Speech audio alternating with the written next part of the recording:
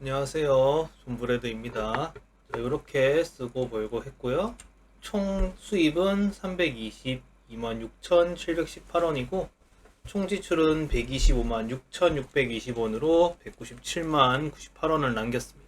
병원 한번 갔다 온 게 있어가지고 돈이 좀 많이 빠졌네요.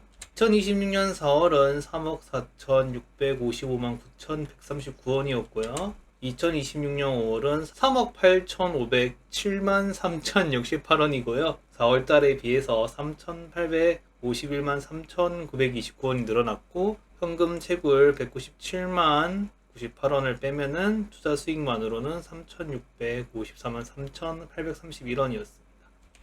한국 주식이 이번에 또 많이 올랐고요. 그와 반대로 중국 주식은 좀 많이 떨어졌죠. 그래서 현재는 한국 주식은 매수하지 않고 있고 중국 주식만 계속 매수하고 있습니다. 그리고 2026년 5월 후기 질문 모음들. 2026년 5월에는 주식이 좀 많이 올라서 그런지 코스피가 어쨌거나 8,000도 넘어서고 했잖아요. 그래서 그런지 주식에 관한 질문들이 좀 많았습니다. 내가 레버리지 산다, 아니면 지금이라면 곧버스 사야 하냐, 그러면 지금 시장엔 정석 같은 건 없어진 지 오래다. 주식에 무슨 숫자 얘기냐. 그냥 강심장이면 돈을 번다. 이런 얘기도 있었고.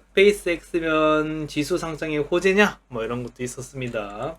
이거는 인공지능으로 PPT를 만들어서 그런지 위험 순위에 도달한 심리, 포모, 저 이런 건 전혀 안 썼거든요. 근데 뭐 인공지능이 멋대로 써놨네요. 포모 증후군도 좀 극대화된 것 같긴 합니다. 무수익 투자자들의 소외감 심화와 수익 인증 중심의 추격 매수 권유가 난무하고 있습니다. 제가 적었던 말은 현재 사람들의 수익 인증글이 많이 올라오고 있다 이것만 적어놨는데 앞에 멋대로 뭐 포모 증후군 극대화, 무수익 투자자들의 소외감 이런 것도 적어놨네요. 근데 맞는 말인 것 같습니다. 인공지능이 잘 추가해둔 것 같네요. 포모 현상도 좀 극대화된 것 같고 요즘은 카카오톡이나 제 디스코드나 이런 단톡방 같은 데 가보면은 서로 수익 인증글들이 스탯들이 올라오고 있어요. 그래서 아마 가지고 있지 않은 사람들은 소외감, 포모 현상도 좀 많이 느낄 것 같고요. 이게 좀 안타까운 게 뭐냐면은 사실 나는 안 읽고 싶어서 투자를 안 했다 이런 사람들이 많은데 그 자산이란 게 사실 상대적인 거잖아요. 자본주의에서 내가 가만히 있으면 누군가 올라가면 내 자리를 잃는 거기 때문에 잃는 걸 싫어했던 사람이었던 것만큼 내 자산의 위치를 잃어버릴수록 더 크게 다가옵니다. 그래서 아마 굉장히 괴로운 사람들이 많았을 것 같고요. 그리고 이 투자 수익률을 올리면서 좀 재밌는 게 주말에 아니면 빨간 날이 좀 많았죠. 5월달에 돈 복사해야 되는데 장이 왜 쉬냐 뭐 이런 카톡도 올라오는 거 봐서는 버블 국면의 종말 단계 심리라고 제가 이렇게 쓰진 않았는데 버블 국면에 들어왔다라고 생각합니다.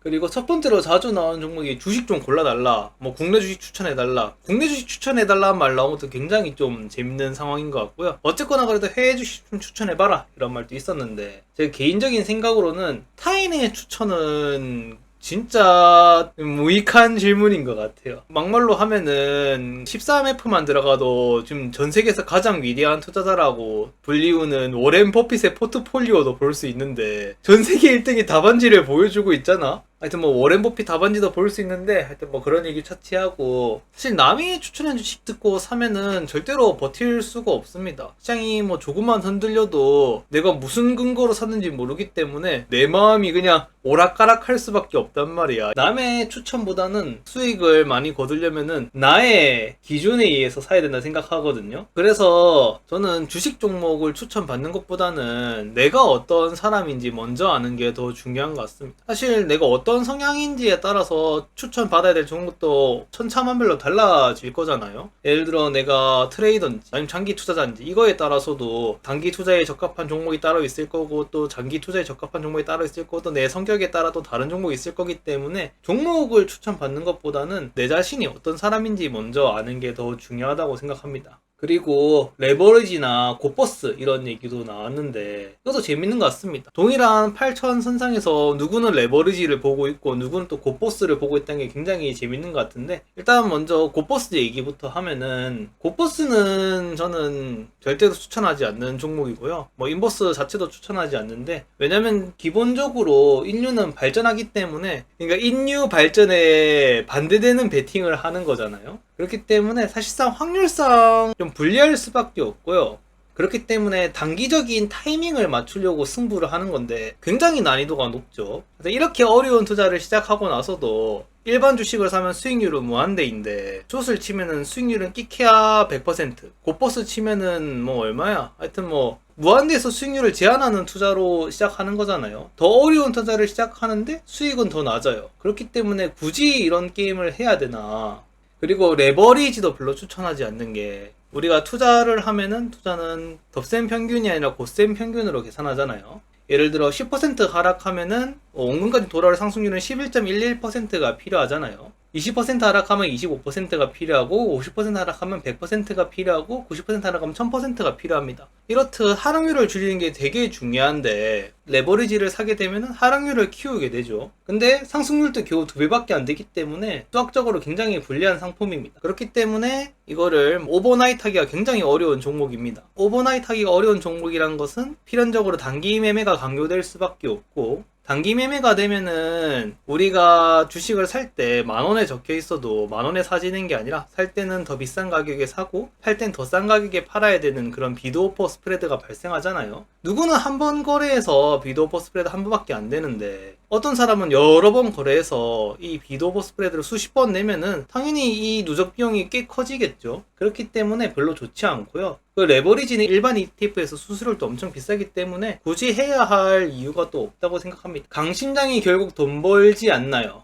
이런 얘기도 많이 나왔죠. 제가 그 리스크를 생각하고 레버리지나 숏하지 말았다 이런 얘기 자주 하니까, 주식시장에 뭔 확률적 얘기냐, 그럴 거면 예금이나 해라, 강심장이 결국 돈 번다 이런 얘기 하기 때문에, 유튜브나 이런 거 보면은 언제나 리스크를 잔뜩 쪄가지고 영웅 같은 수익률을 낸 사람은 뭐 언제나 나타나잖아요. 근데 우리는 그 영웅 같은 사람 뒤에는 주목받지 못한 시체가 한 999명 있는 걸 봐야 돼요. 그러니까 엄청난 리스크를 졌다는 거는 그 뒤에 시체가 줄줄이 깔려 있다는 거잖아요. 그 사람은 그냥 시체를 밟고 올라선 한 사람이에요. 그 내년에 또 그 사람이 살아있을 거란 보장도 없어. 그 사람은 또 시체가 되어 있고 그 위에 또 다른 사람이 올라서 있을지 모릅니다. 그렇기 때문에 그런 사람을 보고 강심장이 돈을 버는구나, 나 저렇게 해야겠다는 굉장히 위험할 수 있습니다. 그래서 만약 그런 위험한 투자를 지속적으로 반복하면은 노후까지 좀 생존하기가 쉽지 않겠죠. 우리는 아주 오래 사는 세대고 한 100살까지 산다고 생각했을 때 이거를 수십 년 동안 반복한다면 살아있기는 상당히 쉽지 않을 겁니다. 그렇기 때문에 좀 답답해 보일지라도 좀 정석 같은, 그래 아까 그 무슨 수학적 얘기냐라고 말씀하셨던 그런 좀 답답해 보이는 투자, 안정적인 투자를 꾸준히 해나가는 게 더 좋다고 생각하고요. 그리고 다음은 스페이스X가 상장하면은 지수의 호재냐 이런 말도 있었는데, 개인적으로는 지수의 호재라고는 생각하지 않습니다. 왜냐면은 주식 상장한다는 게 회사에서 우리 돈 벌어라고 상장하는 게 아니잖아요. 회사가 뭐 자선 봉사단체도 아니고, 그럴 거면 그냥 기부했죠. 굳이 상장할 이유가 없잖아요. 회사가 상장하는 이유는 회사에서